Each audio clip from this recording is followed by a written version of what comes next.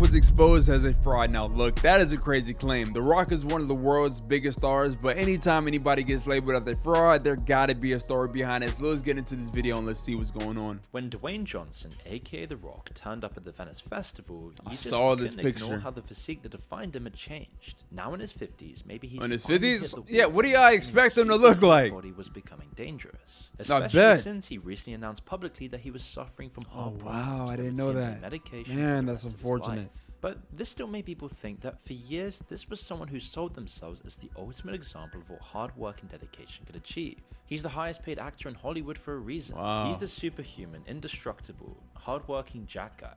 His social media was filled with 4 AM workout videos and inspirational messages about earning success through sweat and sacrifice. All just through natural hard work and determination. That's But all if a his part of the body brand, wasn't though. entirely natural and the recent changes suggested it might not have been, what does that then say about the authenticity he'd built his entire career on? When you look closer, it feels more like a visible sign of something deeper, darker, and longer term. For anyone who'd been paying close attention over the past decade, there has been The Rock in his physical prime versus in his 50s claiming to be natural. Yeah, ain't no way The Rock's natural. mounting evidence that Hollywood's most beloved star wasn't quite what he seemed. His absolute perfect image is starting to crack. Small pebble inconsistencies, is moments where the mask insane. slipped, Really? behavior that didn't match the humble, hardworking People image he'd foul worked for so no hard reason. to create. The thing that made him the richest actor in Hollywood. Which is why the story of Johnson's downfall isn't really about one scandal or controversy. It's about authenticity, crumbling under the weight of fame and the inevitable collapse of a man who forgot he was human and not just merchandise. How even the most successful in Hollywood are never truly free. We could first see this back on Instagram in 2016, when Dwayne Johnson was filming the final week of The Fate of the Furious when he decided to blow up his reputation with a single social And media what happened? post. Fans expecting the usual wholesomeness, maybe some touching words about Paul Walker, perhaps a behind-the-scenes photo with the crew, instead found something else entirely. It was a call-out post which was public and scathing of his unnamed colleagues. Johnson was going after his male co-star and the asses for the world to see. The target later emerged was Vin Diesel, the franchise's wow. lead and producer. While fans didn't Dang. outright turn against him, it definitely raised some eyebrows. It might have just been a slip-up, a moment of misguided frustration. After all, Johnson was just as human as everyone else. He was allowed to make a mistake. However, it would soon prove to be the catalyst behind the exposure of his ego, damaging an image he started building in the early 2000s. You see, Johnson as The Rock transcended the bad guy image of many professional wrestlers, going on to become the most famous, most liked member of the sport, and then achieving legitimate movie stardom only to become the most famous actor in Hollywood. And he seemed to do all of this without ever losing his authenticity. Where other wrestler turned actor Yeah, every movie The Rock shows up as The Rock. He doesn't play any other character. He's just locked in as him. And he's been doing it for so long. Let's hear out the rest of what Moon has to say. novelty acts, he felt a little more genuine, kind of like an anti-celebrity celebrity. Funny and down-to-earth, self-depreciating Instagram posts, surprise visits to fans, and lots of charity work. When scandal after scandal destroyed other stars' reputations, which is practically a Hollywood ritual at this point, Johnson always remained pretty untouchable. A 6'5" teddy bear who happened to be the hardest working man in the industry. For over a decade, his persona worked flawlessly. Johnson wasn't just starring in blockbuster movies, he was reviving entire franchises and making hundreds of millions for doing so. The Fast and Furious series was running on fumes until he joined in Fast 5. The Jumanji reboot succeeded because audiences trusted him to respect their childhood memories while updating them for a new generation. He was always the safe choice. He'd never say anything bad in public. He was always a picture-perfect guy, with the cleanest views on anything, saying whatever he was supposed to say. He was someone that star producers could bet their careers on. But somewhere along the way, his humble act started feeling like exactly that, an act. It hit particularly hard with Johnson because it's something he tried to fight so hard against, which is what makes his story a pretty unique one among Hollywood's elite movie stars. You see, that Instagram post we mentioned about his Fast and Furious co-stars later turned out to be part of a product off camera, and his authenticity would become much harder for anyone to defend. In 2019, reports emerged about Johnson's new no-lose clause, a contractual guarantee that his characters would never appear. Yo, that's tough though. Like any movie I'm in, I'm not losing. I don't care what it is. I'm victorious in every shot. Now that's what's up though. That is what's up. Screen. Jason Statham and some other well-known action stars had similar protections, but you're contrasting someone who's always been typecast as a hard man with someone who championed humbleness and humility. And people did start noticing how Johnson would take not wanting to lose and literally anything to another level. Check out this viral clip where he gets awkward about losing a game of rock, paper, scissors. We do rock, paper, scissors? Yes. Rock, paper, scissors. I won! Well, no, yeah, see, it's supposed to be rock, paper, scissors, go. Oh, what? This. Fair point. Rock, paper, scissors, shoot. You know, I don't think you're wrong with that one. You know, I think she kind of cheated. This is No, cheat. What kind of No, sorry, is I this? think What do you say? Rock, paper, scissors, go. Oh, what? This is No, cheat. What kind of No, is sorry, I this? think Oh, yeah, When you look BS. at Johnson's recent filmography through this lens, and it really makes sense. In Jungle Cruise, his character dies but is immediately resurrected. In Black Adam, death becomes a minor inconvenience. In other films, Johnson's character emerges triumphant while his co-stars fall around him. Hollywood embraced his characters, they knew they could sell it as a product. And you can see how he started to embrace this himself, using himself as a marketing tool when it benefited him or those close to him.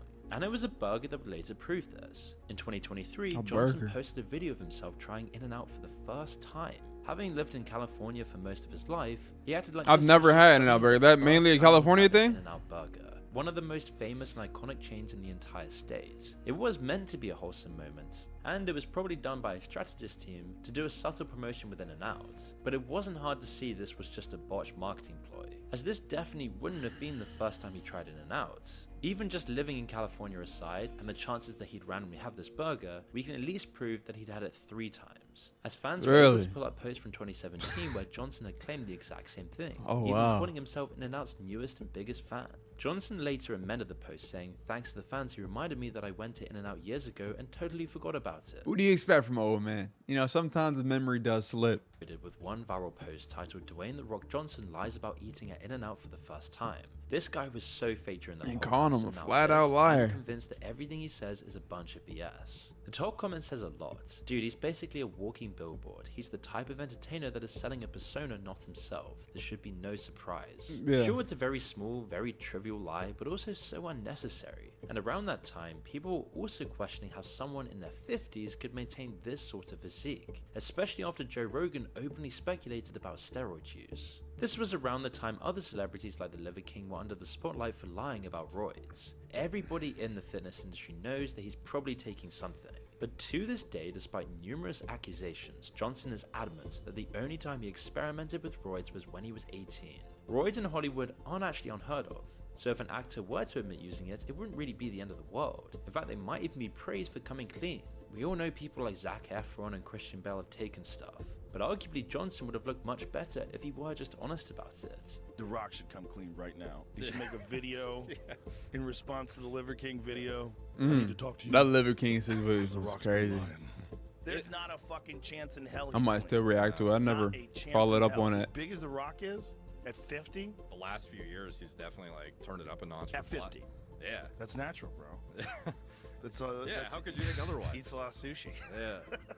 It's like you can't even get there with HRT. The only real roadblock in that plan is the fact that Johnson, like the Liver King and others, built an entire aspect of his brand around fitness and nutrition. If he then came clean, he won't just be admitting that he's not natural, he'll be admitting to willingly deceiving hundreds of millions of people about realistic fitness goals for years. Just eating chicken and rice and working out at 4 AM is enough to look like The Rock. Apparently. He's backed himself into such a tight corner that he'll never likely be able to tell the truth about this, and it will take someone or some expose to publicly out him. The charitable side of Johnson's brand would then also be questioned once he and Oprah put an appeal out for donations after wildfires wreaked havoc in Hawaii in 2023. It was really They sad. called it the People's Fund of Maui, but it didn't hit the notes they wanted it to.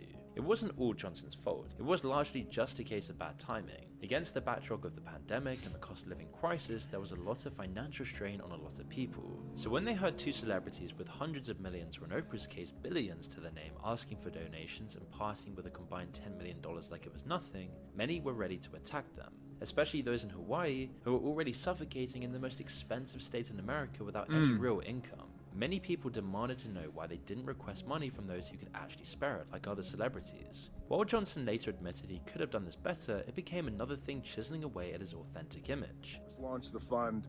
There was some backlash that came with launching the fund, and I want to address and acknowledge that backlash right now. And here's what I have to say about that.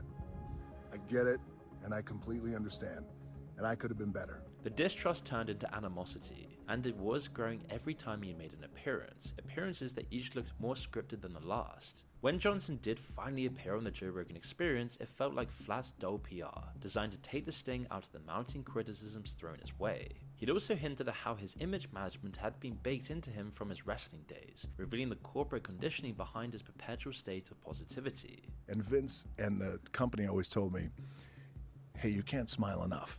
Mm. I was like, what do you mean? You go out, you smile. I want to make sure everybody knows you're grateful. Gratitude of attitude. Every night they were chanting Rocky sucks.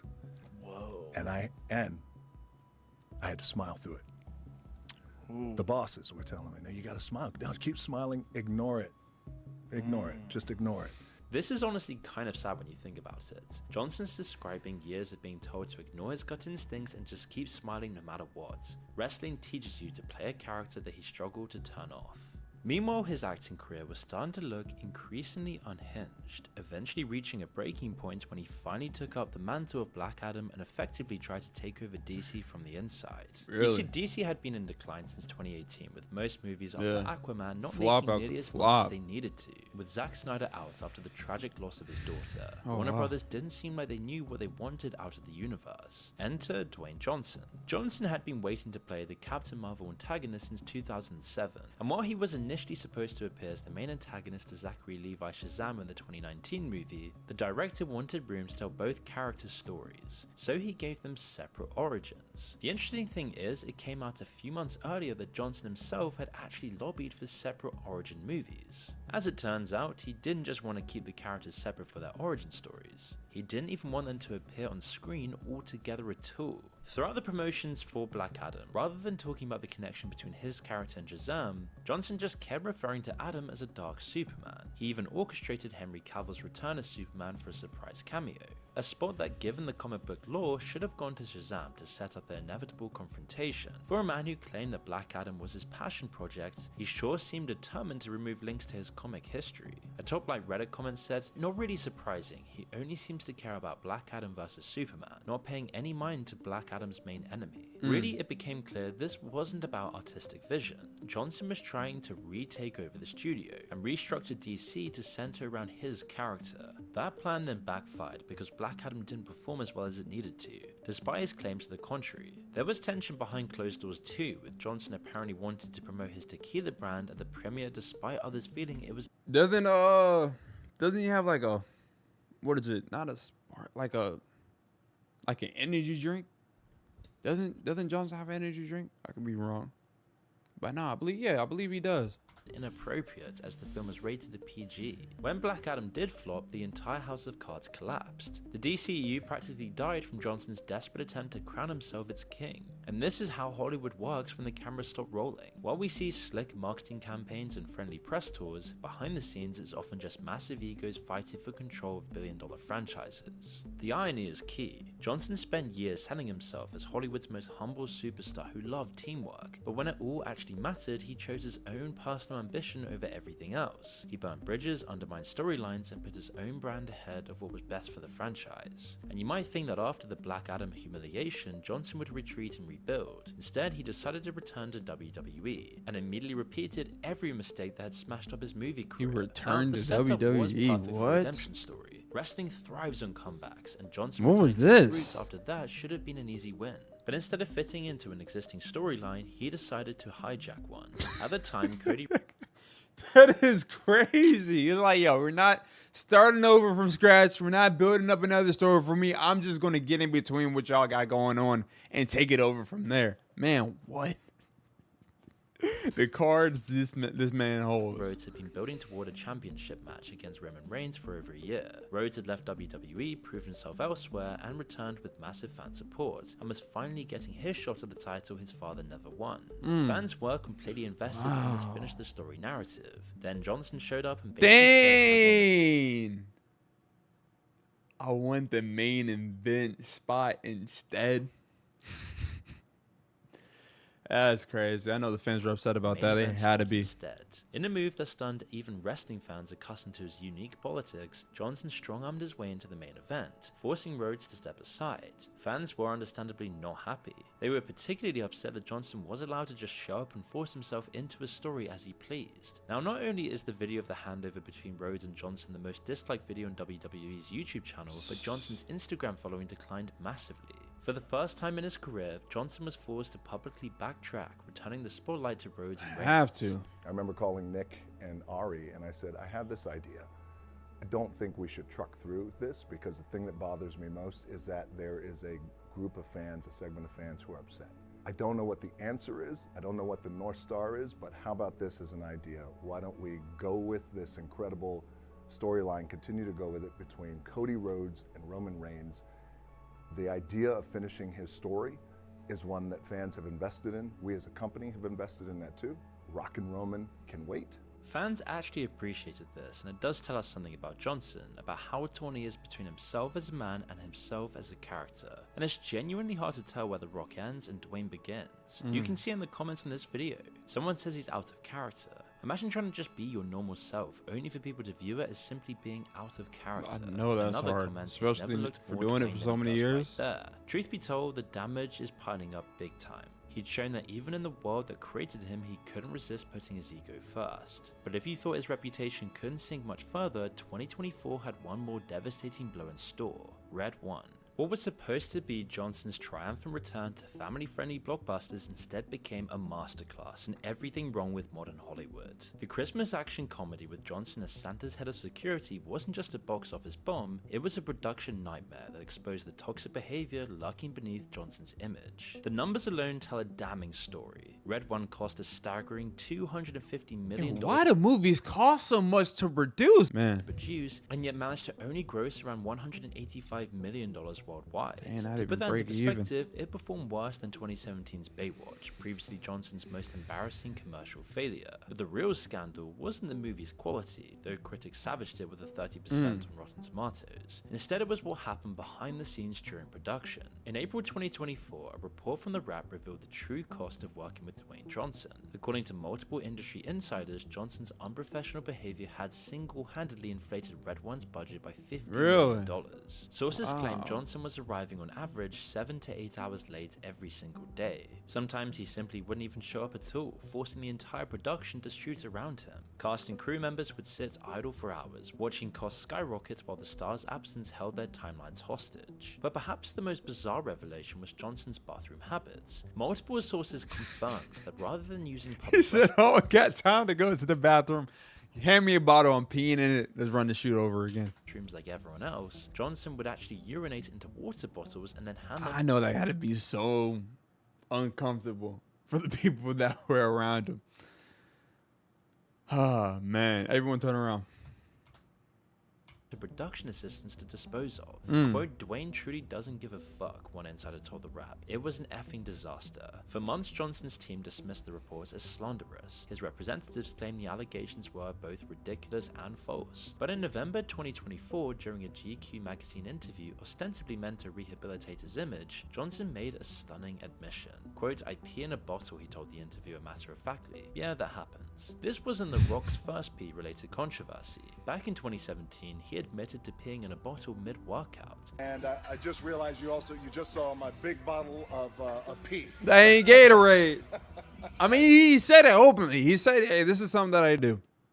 Look, I go hardcore when I train. I don't have time to go to the bathroom. I find a bottle, I pee in it, and I keep training like a beast. So fans knew he had a history there. Johnson also confirmed that yes, he was frequently late to sets, though he claimed the reports were exaggerated. Yeah, that happens too, he said, but not that amount, by the way. That was a bananas amount. That's crazy, ridiculous. The Bananas interview was amount. supposed to be damage control, but it really looked like he was incriminating himself.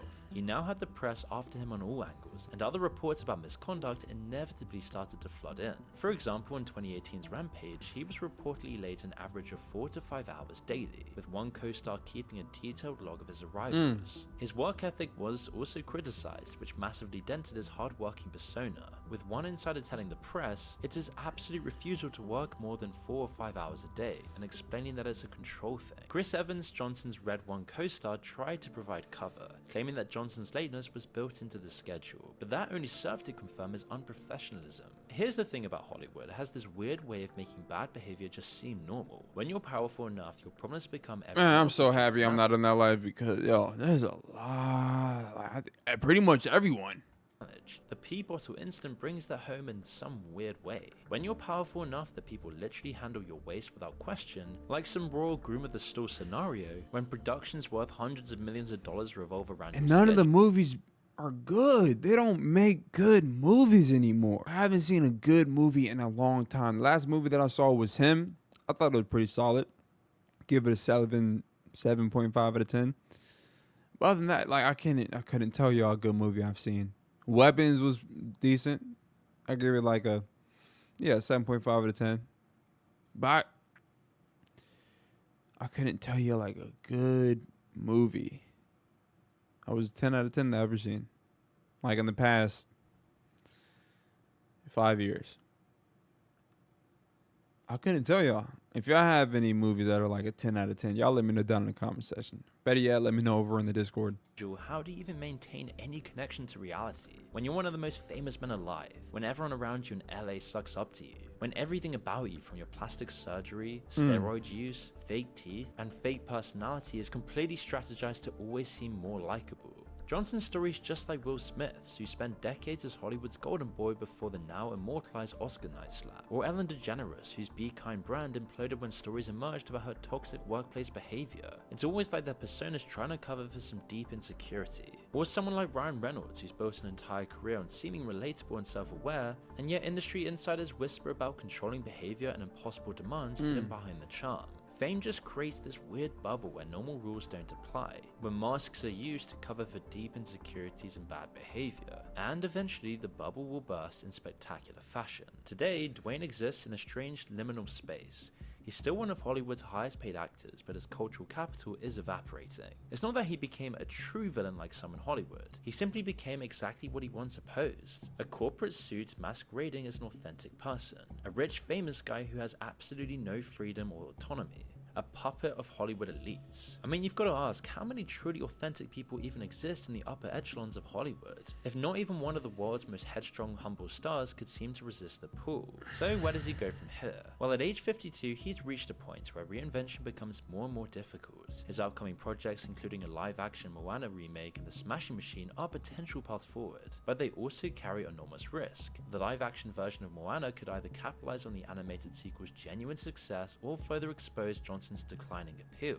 It looks like there's already some controversies in the making, with plans to use AI to build a digital mirror of Johnson being scrapped after backlash and problems with the technology. But A24's Smashing Machine at least offers something different, a chance at genuine redemption, as critics at Venice Film Festival are calling his performance extraordinary, a revelation, and the most layered work of the actor's career, using so much heavy prosthetics and makeup that Johnson completely disappears into the role, and his own image is completely unrecognizable. Definitely, never done anything. I don't think I've ever done anything like that Johnson, before. to regain respect, it Correct might me if I'm require wrong. him to abandon everything that made him successful. It needs him to literally bury The Rock alive under makeup and take on a character which is neither The Rock or Dwayne Johnson, which might be why he no longer has the muscles and seems so much skinnier than he did before. But for now, the swirling criticism surrounding Johnson and his behavior off the camera remains as he enters what is likely to be a challenging twilight era of his career. The only question now is whether the man underneath the brand can find his way back to who he used to be, or if that person is lost forever beneath the crushing weight of his own mythology in Hollywood.